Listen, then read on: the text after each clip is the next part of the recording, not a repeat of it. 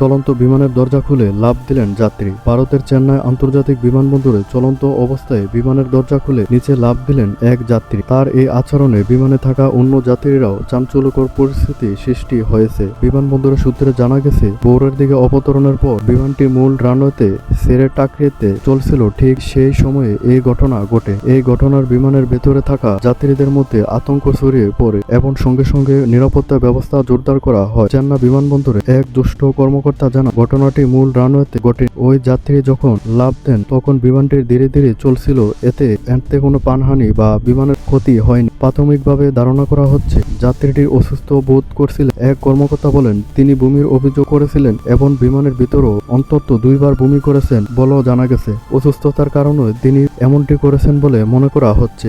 ঘটনার পরপরই পাইলট বিমানবন্দরে নিরাপত্তা কর্মীদের সতর্ক করে দ্রুত ঘটনাস্থলে পৌঁছে নিরাপত্তা কর্মীরা ওই যাত্রীকে আটক করে এবং তাকে পুলিশের হাতে হস্তান্তর করা হয়। যাত্রীর পরিচয় আনুষ্ঠানিকভাবে নিশ্চিত করা যায়নি, তবে কিছু সূত্রে জানা গেছে তিনি তামিলনাড়ুর জেলার বাসিন্দা হতে পারেন। সূত্র যুগান্তর।